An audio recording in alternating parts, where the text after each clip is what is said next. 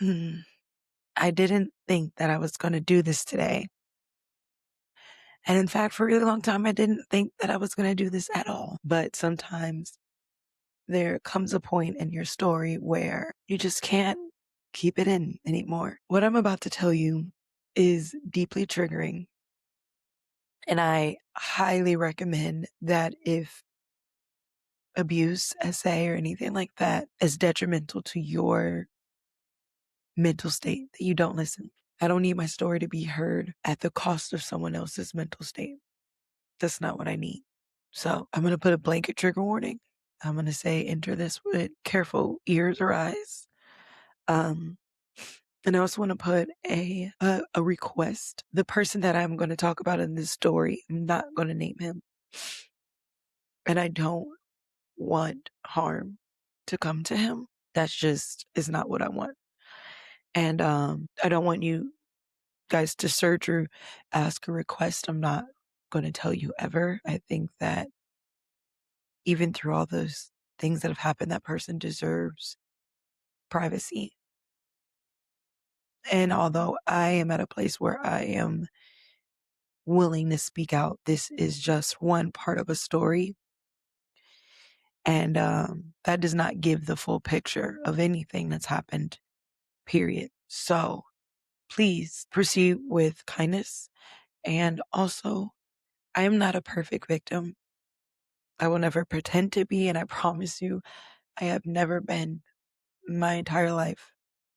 So the second thing that I ask for you is that if you disagree with my story, if you disagree with how I've handled it, if you disagree with anything, that you simply just don't say it. Everyone's going to have their opinions about it, and that is completely fair. But this is my chance to say my story, and it may rub people the wrong way, or people may have other opinions about it. And I respect that. I just request that you just don't share it with me or don't share it with the world, because you don't know who it can harm and who may be out there that's being harmed. It can harm even further. So I ask more than anything else that you try not to pass judgment on my story and simply just it to be. Thank you.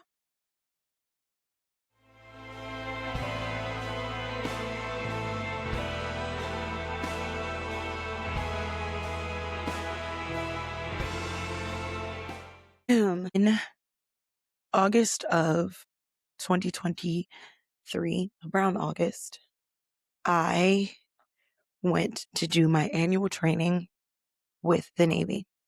This is a training that we have to do once a year, and it is very rarely at home. This is something that's really hard for me because once I get in a consistent routine or system, I'm good.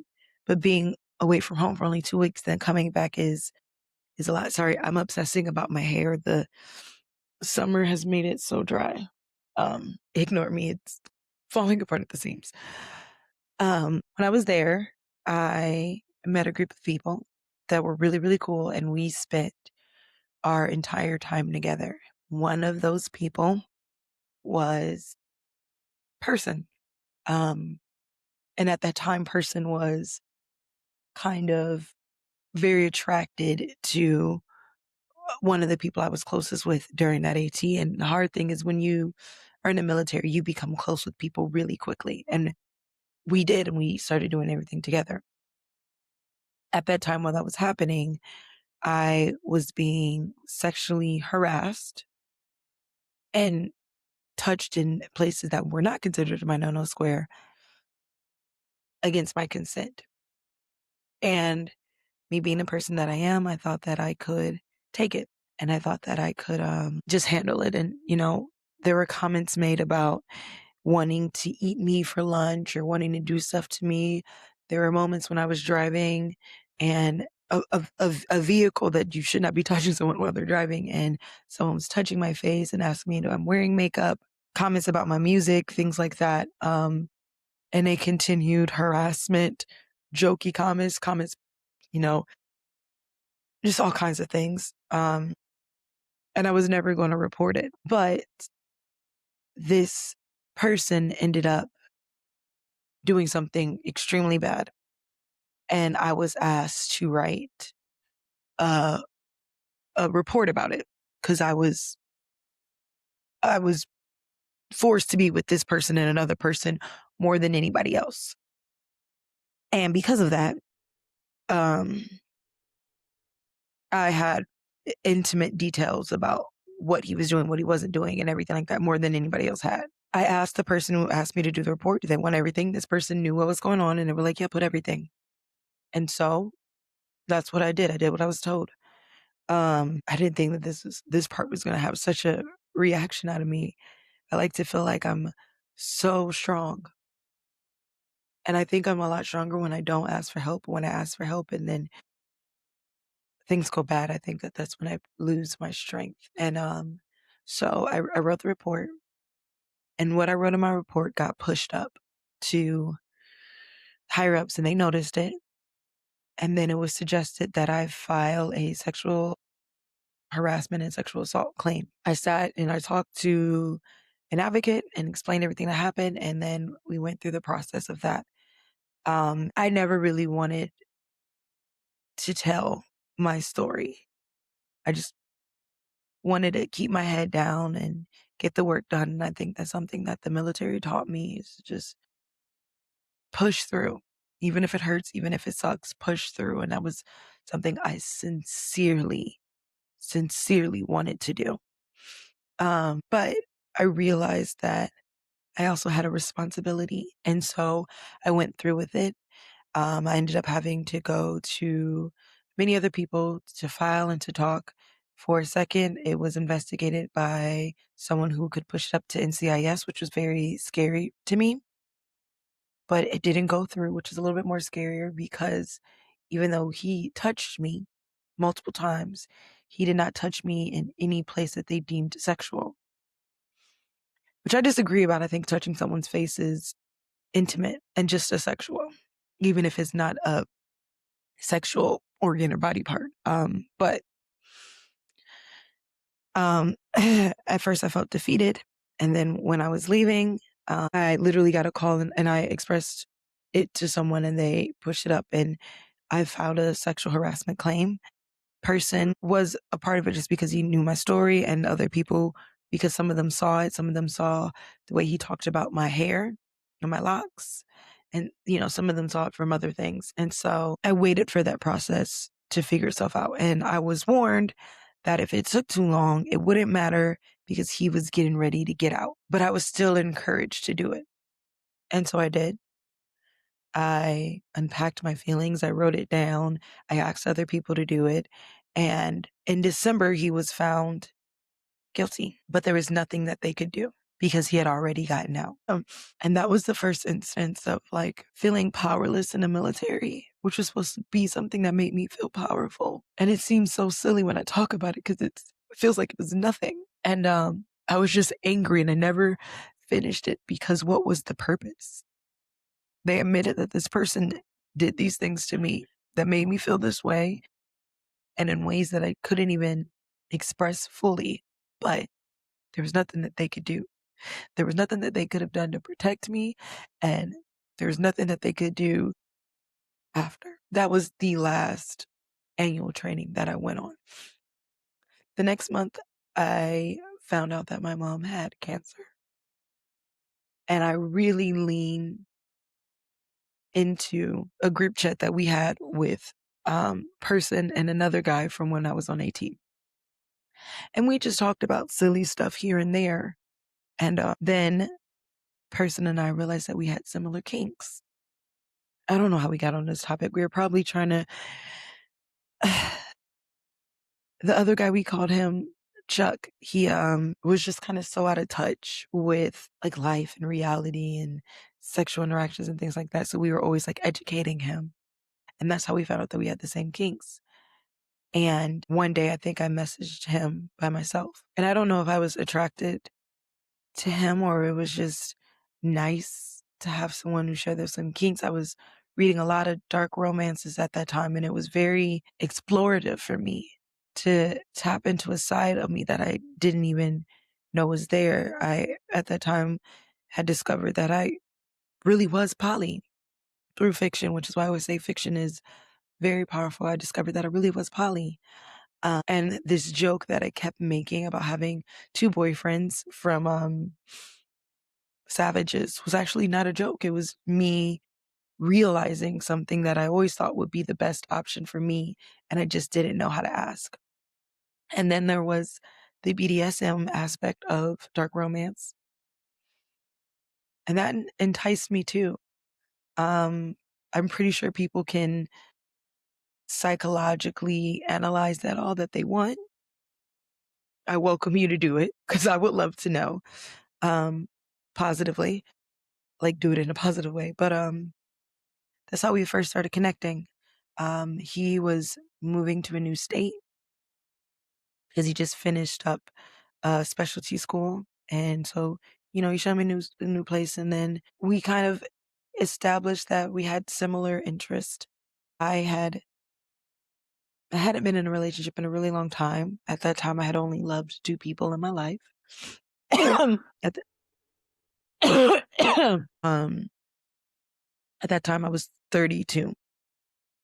And I had spent a lot of time just focused on myself. And there were a lot of people, not a lot of people. I honestly, my social conversation with people dating wise had went way down. People always thought that I had so many people to talk to, but in reality, I didn't. So I leaned into it. I talked to my best friend about it, and she was like, "Why not? Why not have fun?" And I was like, "You're right. Why not have fun?" And so we did. He read a book for me, which was huge. Well, he listened to it, but still, reading the book is reading a book. And one of my favorite dark romances at the time was Ritual. I could read it over and over again. I don't know why, but I could. And I was never one for pet names, but I loved, because I hate those cheesy sweethearts and sugar plums and honeys. But he called her Little One, and that I loved.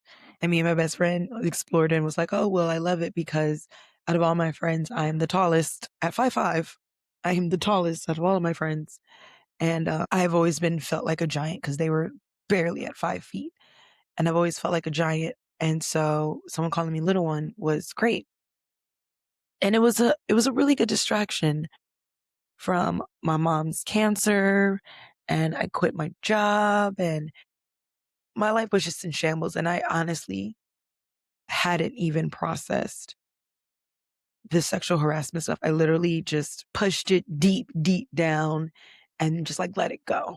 And so we began that kind of relationship and it started a little, flirty, little sexting, and it grew slowly, which I appreciated because I am not a person anymore that can jump headfirst into a relationship. I'm very cautious, very selective. I've always been very selective, but now I'm a lot more cautious and I do not just openly give my heart to people. That's just not something that I do anymore. So that was all transpiring. And for a very long time, it was kind of just fun. It grew.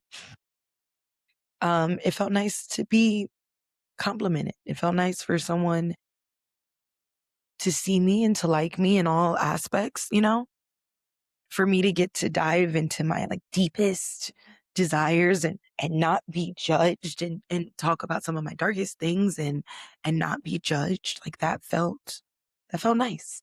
And so we fell into a routine and it was great. And I got to be a brat, which I've always wanted to be. And I've never been in a position to be. Sorry, I'm trying to there we go. So that was nice for me. There was a lot of things that were really, really nice for me. And it made me happy. And it grew as things do. And I started to talk about more things than just, sexual text. I started to open up more about my struggles trying to make it in the book world. I was very vulnerable at the time. There's so much going on. And my struggles with my mom and cancer, that was such a scary moment for me. And it's not something that I talk about a lot. And I wrote Carry Me Home at that time because I felt like I couldn't talk about it. I felt like it was my mom's experience and I had to be strong for her. And I was really just terrified all the time. And so having someone there for me and having an outlet was nice. I felt so alone.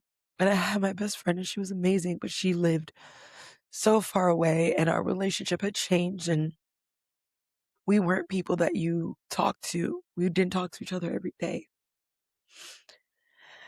Um, and then with all this going on, um, my grandma passed away and my grandma had been battling dementia for a really long time. And I had actually, right after I joined the military, had gone to St. Thomas to take care of her because my family's from St. Thomas. And I love my grandma. When I was a kid, I spent so much time there. And St. Thomas is my home. Just like Michigan is my home, St. Thomas is my home. And I couldn't really afford to go, but it was my grandmother's funeral. And I was just so stressed out because I had to do the funeral booklet. And there were so many hoops to jump from and fights to be had. And, in a time where everybody should have just been coming together. I'm sorry, I haven't talked about my grandmother in a really long time. Um, for someone we were supposed to be coming together, we just fought as a family. And it was like our family was fractured after my grandma passed. Like she was the only thing that was holding everybody together. And I was barely holding it together myself. I was looking for a job at the same time I was grieving my grandmother, but I wasn't really grieving my grandmother because I was just working and I was so stressed out and it was such a terrible time in my life. And I'm paraphrasing a lot of it because I can't begin to tell you guys the deep, deep, dark hole that all of that had put me under. Losing friendships and betrayal and fear. There was all so much. And my new book was about to come out, and I was really afraid because my first book wasn't selling, and I thought that I had blown my whole life up for this dream, and it still wasn't successful. And it was just a couple of months, but I wasn't seeing traction at all, and that was really scary. Because I wanted to follow being a content creator and writing my books, and like that was what I hope would get me there. And I thought that if I dedicated all my time at 3 months, which is crazy, but when you see things on social media, you see people talk about how it happened for them instantly, and you get like obsessed with that ideology, like, oh, quit my job and this will be like the thing. The universe will, pay out. And that wasn't the case for me. And so I had been trying to force myself to go back into doing like Shipped and Instacart. And that was really hard because it gave me so much anxiety and I had so much more anxiety and depression at that time. And it was all undiagnosed and it was all untreated. And it was just a shitstorm of a life at that time. And so I made it to my grandma's funeral in St. Thomas. I got a hotel I couldn't afford because the family was fighting about where they wanted everybody to stay, and it was so complex. And I just, in my true fashion, I just removed myself from the drama. I didn't want to be a burden. I didn't want to be another thing that someone had to fight for or over. I could take care of myself, and so I did, even though I couldn't. And I was only going to stay for a couple of days, but my cousin asked me to stay longer for some events that were happening on St. Thomas, and I loved my cousin, so I said yeah. So I stayed for a week, and I loved it. I loved being home, but it was sad. And I realized that with all the family drama, at some point I couldn't cry at funerals anymore. At my grandfather's funeral, bawled my eyes out the entire time, and everybody was so worried about me, and I didn't cry at all at my grandmother's funeral. And it's not because I didn't want to, it's because I didn't want to allow myself to. I didn't want these people who were my family or just other people to see me vulnerable. And I don't even know if I wanted to face it myself. And the person that I relied on last time was my brother, and our relationship since then had deteriorated. And I felt alone. And while I was there, I was still talking to person, and I remember that when I was getting on the plane the night before, I started getting sick. And won't your body do it? Won't your body make you sick when you're suppressing so many things? And so I was getting sick, and I was on a plane, and I remember he stayed up to make sure that I got on both my flights. And it was so weird for me because at that time we weren't end up heading into a whatever ship like we had. We were just friends who kinky texted each other, like legitimately. But that kindness was sweet. And I don't want to be clear. At that time, I really had no expectation. Like I didn't even want to engage in anything more than that. That was a safe space for me, and I wanted it to remain a safe space. And I remember drunk me calling him, or tipsy me calling him, because we were talking about it to my cousin. She called him the gas man. And funny is that when I care about someone like I care about my cousin, sometimes I take on the terms that they use. And I'm sorry, person was the term that she used, and I just kind of captured it because it summed up perfectly what this guy was to me. And so, anyways, she called him, and she's like, "Oh, we FaceTime and was always cute." And he became really dependable to me at that time. And like I said, I'm not a person who opens up emotionally at all.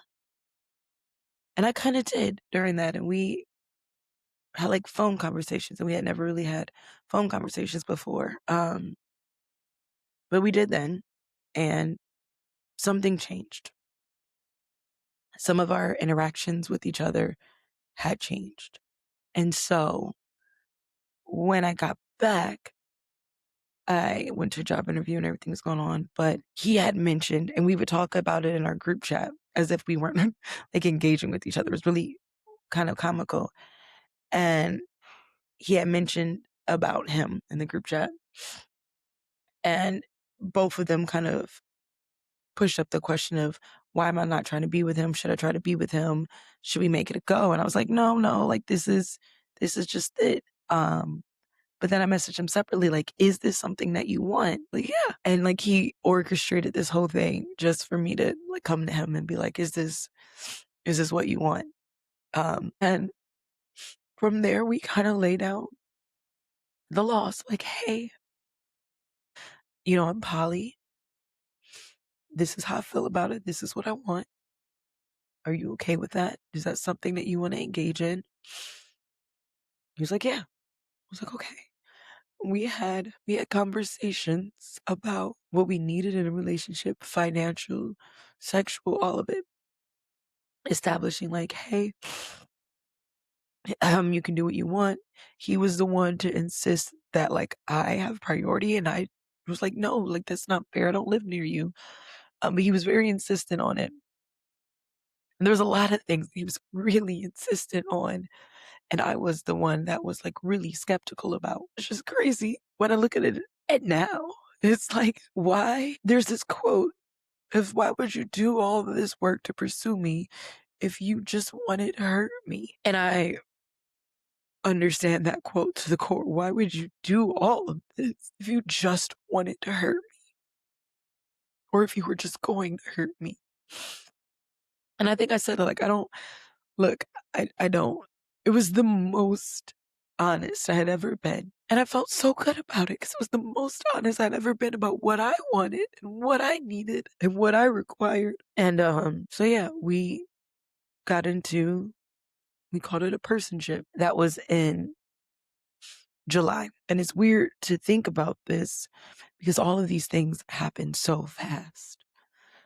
So in July we engaged in this personship, and it was beautiful. I mean, even before we started this, he would text me every day. Even like the respect I was given before I was a choice was fantastic. Like that level of respect was not something that I had been given for just as a person. And that meant so much to me because you don't get that respect from a lot of people. A lot of people just want to hurt you. And that's not, oh my gosh, that is not what I got from him. I got respect immediately without having to give him, I don't know, without a title, without anything. I was respected as a human being. And then there was also the fact that I got to be a brat. I got to be who I really was. I got to take the responsibility, and I also got like decisions, life decisions. I got to talk to somebody about them, and I hadn't had that in so long. I had isolated everybody. I moved away from everybody. And I was living in the country. And in the beginning, it went so good, and we talked about like soft launching and how do we want that to look. And I was like, well, I share my life on social media, so let me know. What do you want? What do you not? Like we talked about everything. We talked about finances, all of that. And we, talked about soft launching. And, I will say that before that, I started catching feelings from him, but I was determined not to let those feelings get in the way because what I really wanted was a safe space. And I had many a men try to talk to me and try to get with me only for their own ego. And I wasn't in for that anymore. So there were so many things that were good. There also were so many things that were red flags. His opinions about women. I was a staunch quote unquote man hater. Everybody thinks that about me. Although people who know me know the truth. And he had misogynistic beliefs. And that was really hard for me at first, but I could always see that his came from a place of pain and heartbreak. And that resonated with me more. And it made me question, how different those two things are. Man hating and misogyny. Were they really that different all the time, or did they have some like common thread? I even started working on a book about it, but I haven't been able to finish it. But yeah, there was also his opinion on trans people, which I would not stand by. I may not agree on everything that the trans community agrees on, but one thing I do agree on is that you treat everybody with respect.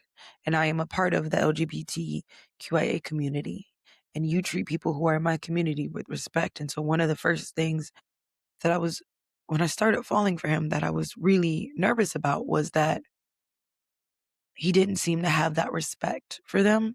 And he seemed to kind of tote around the like military thought of this is just a problem and all they're trying to do is this. And what about my children and reading the books? And it was so weird because I had never experienced someone like that in real life. Outside of like weird conversations that I had with people at drill. I'd never experienced that in real life. And to have it in a person who had committed to in some way was really disheartening. And I remember really struggling with it. And, I let him say his piece, and I noted where he made points that were valid for him. But I also laid down the law, and because one of the big things was using pronouns, and he didn't want to use the pronouns. He just calls them by their name. And I wanted to be clear that the way that I feel, my stance on it is that regardless how you feel about it, if someone tells you how they would like to be referred to as, you respect that. You do that with someone as a nickname. If someone says, please call me this instead of my government name, you do. And I felt that same way about, the pronouns. If this is how they choose, how they ask to be referred to, It doesn't matter what I think or if the nickname is good. I don't give a shit. Like, legitimately, it's not about that. And if referring to you this way is the way that keeps you alive, I do it in a heartbeat. Someone asked me that once. They said, "Well, what if someone asked you to refer to them as a dog?" And I was like, "That's not my business. But if that's the thing that keeps them alive, okay." Because it's legitimately not my fight. And after that, I remember calling my mom and my best friend and telling them, and they were like, "It's okay for people to disagree with you." And she quoted some manager of the president and how his wife is this way and he's one way and like how that works. And I listened because I didn't really have a lot of people who were super different than me in that regard. And so I also didn't want to give up on a person that I met that was so kind to me. I mean, like, really, truly so kind to me. Would say things that, like, "I appreciate your effort." He never asked me to be forthcoming with my feelings. He would say things like, if I were to say a small thing, he was like, "I really appreciate how you're trying." And that meant a lot to me because everybody was always like, open up more, open up more. Or a lot of people in my life criticized me for my boundaries and my expectations in a relationship. And they're like, you need to lower your expectations. You need to change your boundaries. You need to do something because you're not going to find someone. And he was like my aha moment to all of them. Like, look, I'm as difficult as I've ever been in my life. I'm as moody as I've ever been in my life. And this person still wants me. And I remember telling that to people because I've been lectured all the time from many men all the time about, yo, anyways, we talk every day. And he went to work a lot earlier than I do. I started working at the brewery. And so we'll wake up to good morning text and then kinky text. And then I would go back to sleep because I didn't get home till later. And he woke up at like 3, 4 in the morning. And then when I woke up again, I would text and we would text throughout the day. We would text all the time.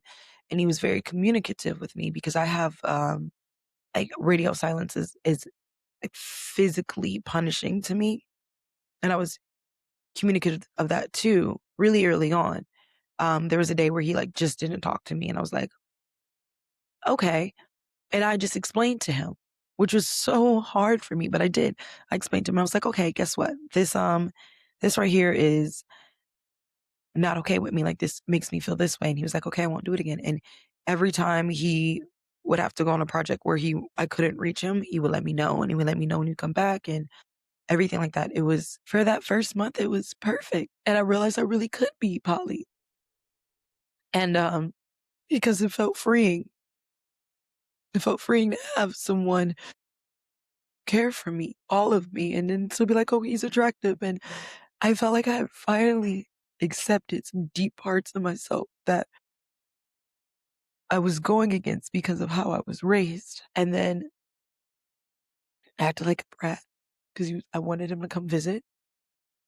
I got my way. We planned a visit, and I was so excited. I was so excited to show these people, my friends and everybody, someone that I met that fully accepted me, even if we didn't agree, and cared about me, and was like my moment to have back after everything that happened to me, after all of the pain that men and people have brought me, after feeling used and abused and cheated on and lied to and gaslit and so many other things, and putting my hope into a person and then having it just fall apart. And I wanted to share that with the world. But right before there was a hurricane and he was needed for his job and he couldn't come.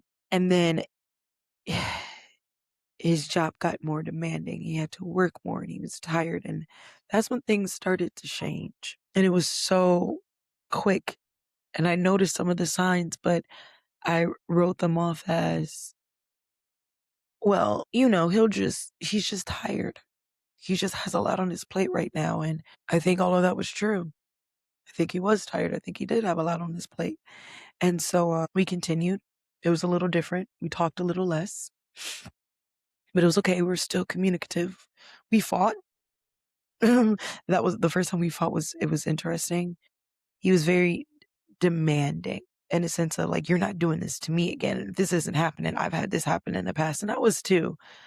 Um, and there were times where like, I think one of the moments I loved the most when I was just pissed at my best friend because she was going through a lot and she was severely depressed and I wanted her to come home and get away from her situation. She promised me that she would, and then she fell back on that promise.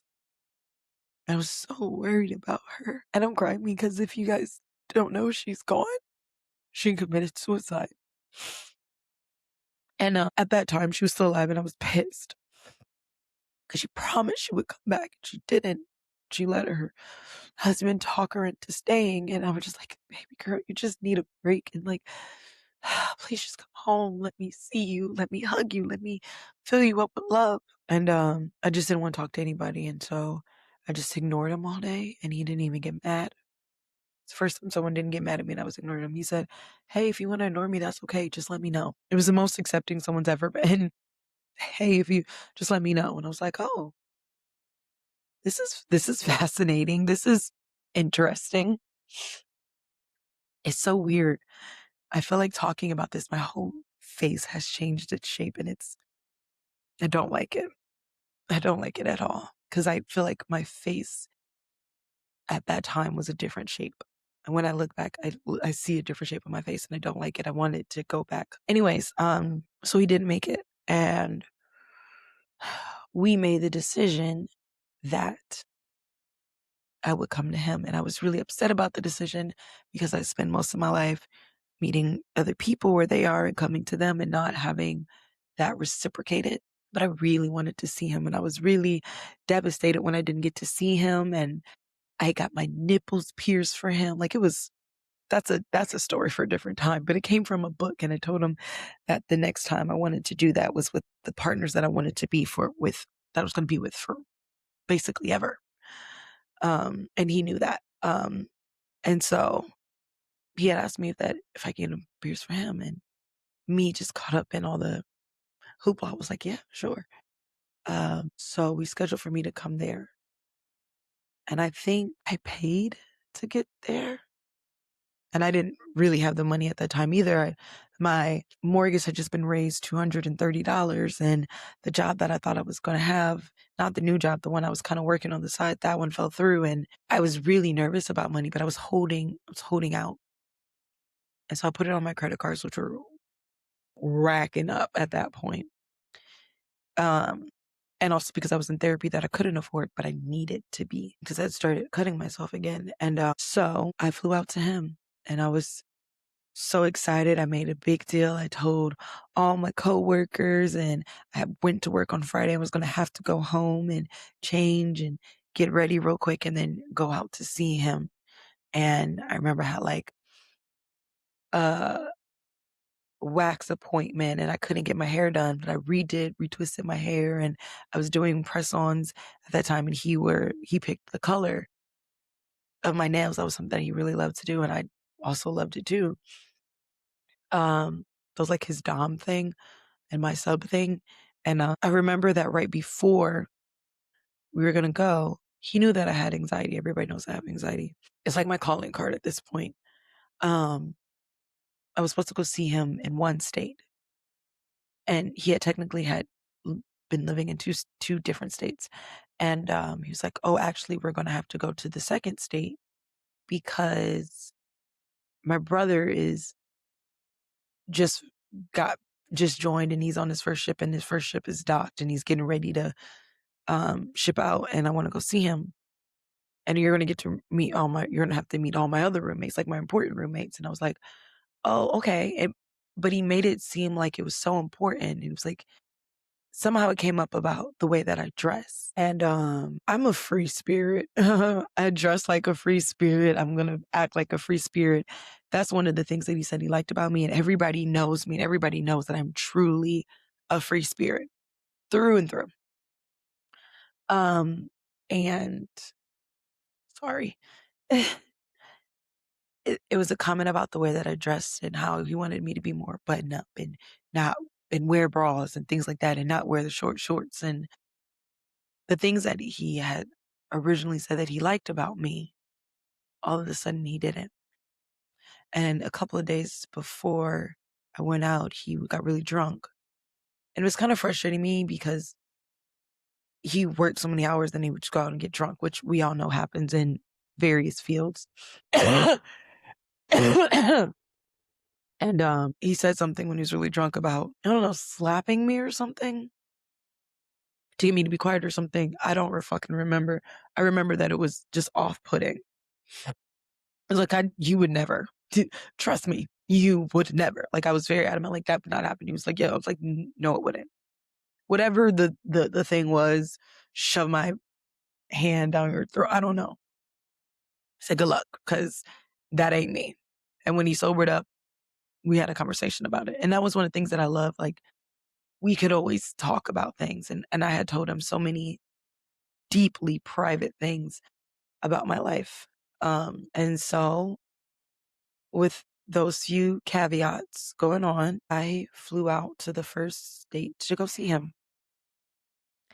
And I am going to leave it here.